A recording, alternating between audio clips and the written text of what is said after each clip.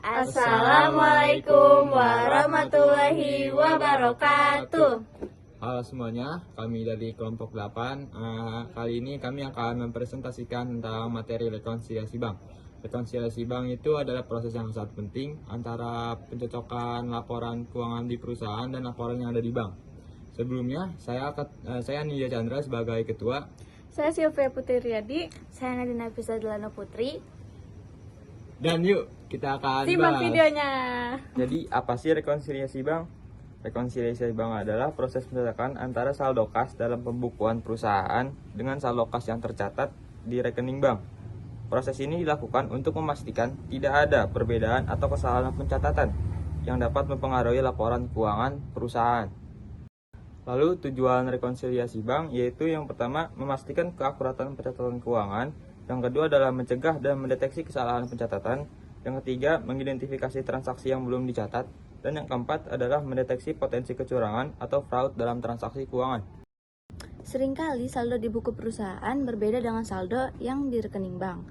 Beberapa penyebab utama perbedaan ini adalah: pertama, cek yang belum dicairkan. Perusahaan sudah mencatat pembayaran tetapi penerima belum mencairkan ceknya.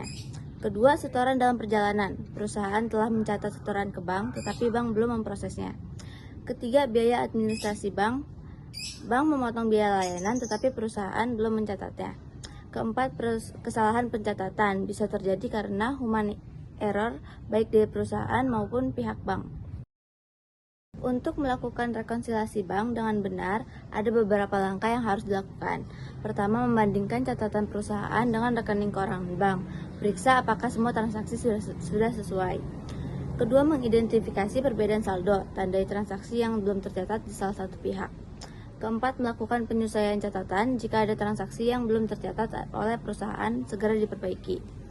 Keempat, membuat jurnal penyesuaian. Jika ada kesalahan pencatatan, buat koreksi dalam laporan keuangan. Kelima, memastikan saldo akhir sesuai. Setelah semua penyesuaian dilakukan, saldo kas perusahaan dan bank harus sama. Contoh kasus, saldo menurut bank adalah 10 juta rupiah, sedangkan saldo menurut catatan perusahaan hanya 9.500.000 rupiah. Setelah diperiksa, ditemukan beberapa transaksi yang menyebabkan perbedaan.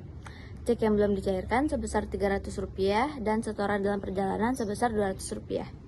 Setelah penyesuaian, saldo di kedua catatan menjadi sama, yaitu 9.900.000 rupiah.